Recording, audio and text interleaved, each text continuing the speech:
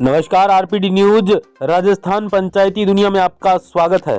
अजमेर ग्रामीण पंचायत समिति के अंतर्गत ग्राम पंचायत तिलोरा के वर्तमान सरपंच समंदर सिंह रावत ने बीते कार्यकाल में पंचायत के किन किन विकास कार्यों को प्राथमिकता दी है और शेष बचे कार्यकाल में वे किन किन विकास कार्यों को धरातल पर लाकर विकास की क्रांति लाएंगे।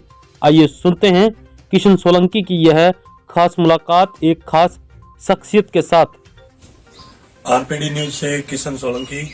हम अभी पहुंचे हैं ग्राम पंचायत तिलोर। इनके नवनिर्वाचित सरपंच है जो समंदर सिंह जी रावत है। उनसे हम रूबरू होंगे और बातचीत करेंगे कि उनको जनता ने यहाँ इस ग्राम पंचायत में चुना है सरपंच पद पे। और वैसे भी देखें तो यह पुराने राजनेता है, रेगुलर चलते आ रहे हैं काफी समय से। तो सरपंच साहब से जानकारी लेंगे, एक तो इनका राजनीतिक परिचय भी लेंगे और विकास के प्रति बात करेंगे। जैसे ग्राम पंचायत में जनता ने इनको चुना है तो इनके ऐसे क्या मुद्दे थे जिनको लेके इन्होंने चुनाव मैदान में उतरे और जनता ने इस पद पे बिठाया, और क्या क्या मुद्दे हैं जो वंचित है विकास के और क्या क्या करवाए। तो सरपंच साहब नमस्कार।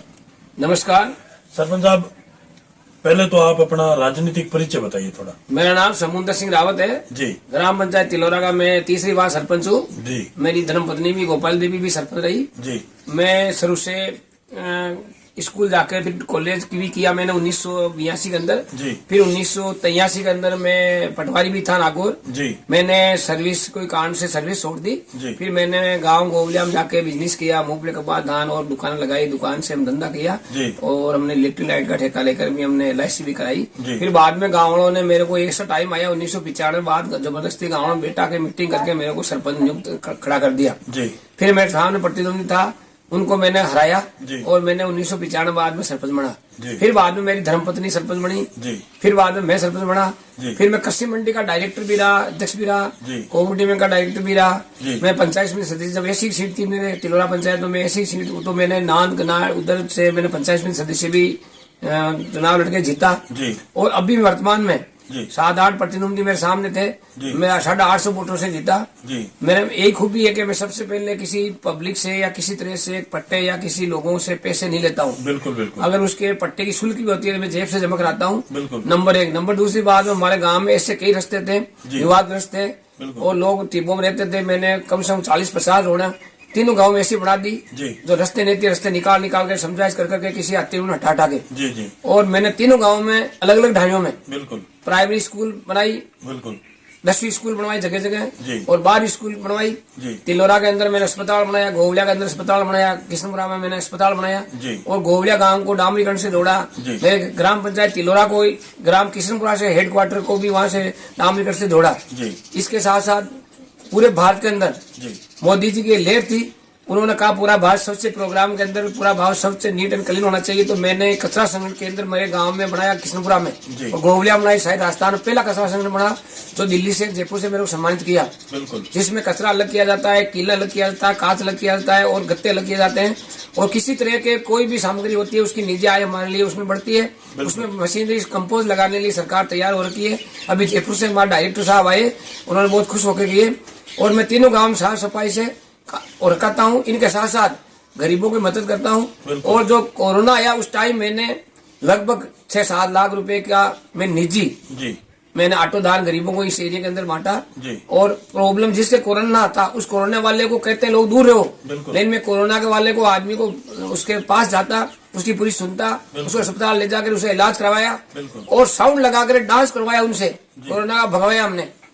इस तरह से मैंने इस एरिया के अंदर लोगों में मेरे को लोकप्रिय समंदर सिंह के नाम से जानते हैं। और मैं हमेशा गरीब के ही तत्पर रहता हूँ, मेरे कोई पार्टीबाजी नहीं है, मैं हमेशा गरीब के साथ देता हूँ और गरीब से जन्मा हूँ। सरपंच समंदर सिंह रावत। जय हिंद, जय भारत माता।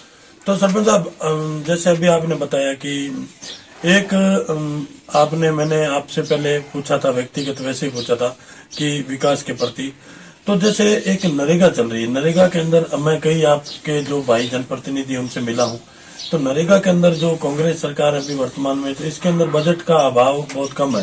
क्यों बजट समय पे नहीं आने के कारण पंचायतों में थोड़ी विकास की बात आ रही, तो उस पर आपका क्या कहना है?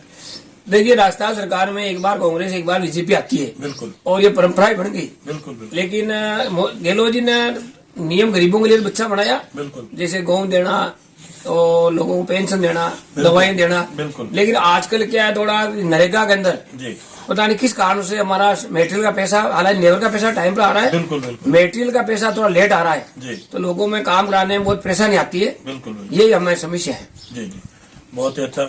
तो सरपंच साहब, शिक्षा के प्रति आपका क्या रुझान है? आपने विद्यालयों को, जैसे कोई टीचर, किसी प्रकार की कोई समस्या आपने चेक की? क्योंकि आप एक कर्मचारी भी रह चुके और जुझारू नेता हो और ऊर्जावान हो, तो इसलिए आपने निरीक्षण किया किसी विद्यालय का? मैंने विद्यालय का निरीक्षण किया। बिल्कुल। हमारे इस एरिया के अंदर जितने भी स्कूल है, प्राइवेट और सरकारी स्कूल है, बिल्कुल। तो आजकल क्या सरकारी के अंदर भी जयपुर से, दिल्ली से आदेश आ गया, तो उनमें भी फर्स्ट क्लास से, पहली क्लास से इंग्लिश चालू हो गई जी। और लोगों ने अच्छे पढ़ाते हैं। मैं तो कहता हूँ कि प्राइवेट के बजाय सरकारी स्कूल में पढ़ाना चाहिए। बिल्कुल। और सरकारी स्कूल मैंने हर डाणी में स्कूल बनवा दी। जी जी और मैं हर महीने हर विद्यालय में जाता हूँ जी और पूरी स्कूलों में चेक करता हूँ और मैं खुद क्लास लेता हूँ। जी मेरे यूट्यूब पर या सब जगह मेरे आए हुए हैं, समुद्र सिंह जी सरपंच है जो पहला क्लास लेता है। बिल्कुल। और क्लास के अंदर मैं गणित भी लेता हूँ, साइंस, केमिस्ट्री, बायोलॉजी सबका मैं क्वेश्चन करता हूँ और छोटे बच्चों का भी सारे मैं प्रश्न उत्तर करता हूँ। जी और कई जगह टीचर कमजोर रहते हैं, बिल्कुल वो केवल मास्टर तो बन गए लेकिन उनको पढ़ाना नहीं आता। कई जगह मैंने ऐसे देखा, बिल्कुल टीचर कमजोर है, वो किताब पढ़ के ही पढ़ते जी। हैं। उनको मैं निवेदन करता हूँ कि आप तैयारी करके स्कूल आवे बिल्कुल और बच्चों को ट्रेन करें। जी इसके लिए सभी को शिक्षा विभाग को मैं निर्देश भी किया जी और ऊपर अभी मैंने अवगत कराया अधिकारी को। जी जी और हमारी वर्तमान में स्कूल सही चल रही है। जी। इनके साथ साथ जो सरकार ने क्रीड़ा खेलकूद का प्रतियोगिता रखी है हर गाँव में, बिल्कुल। वो भी हमने करवाया। जी। उसमें हमारे स्टेट राजस्थान लेवल तक या अजमेर जिले तक हमारी एरिया की फर्स्ट आए बच्चे बच्ची। जी जी धन्यवाद। बहुत ही अच्छा। तो जैसे सरपंच साहब बात करते हैं अपन, आपने अभी बताया कि जैसे शिक्षा के प्रति आपने जो बात की है, तो अभी जैसे नव वर्ष लगा है 2023, आगे मकर संक्रांति आ रही है और 26 जनवरी, इसके उपलक्ष्य में आप अपनी जनता और क्षेत्रवासियों को क्या संदेश देना चाहेंगे? शिक्षा के लिए तो मैं बच्चों को कहता हूँ भाई पढ़ाई करनी है, केवल अपने सर्विस के लिए नहीं करनी है, बिल्कुल अपनी नौकरी नहीं के लिए नहीं करनी है, अपने भविष्य को सुधारने के लिए, जी अपने को बिजनेस करने के लिए, जी अपने को मनुष्य बनने के लिए, मानव बनने, मानवता रखने के लिए पढ़ाई करनी है। बिल्कुल बिल्कुल नौकरी जरूरी नहीं है कि नौकरी करे। बिल्कुल। मैं खुद नौकरी करता हूँ, मेरा बच्चा भी पढ़ा लिखा है, मैं नौकरी छोड़ के आया हूँ। जी। नौकरी में तवज्जो कम देता हूँ, केवल मानवता, बिल्कुल। इंसान में सच्चा, नम्रता, व्यवहार आवे बिल्कुल और हर आदमी से व्यवहार से बिजनेस करके धंधा करे अपना, बिल्कुल। खुद के पैरों पर खड़ा हुए। जी यही मैं लोग 14 ये आपके मकर संक्रांति पर एवं आपके ये 26 जनवरी आ रही है, जी। इन पर मैं ये शुभकामना देना चाहता हूँ लोगों को। जी बहुत ही अच्छा। तो ये थे हमारी खास मुलाकात समुद्र सिंह जी रावत से।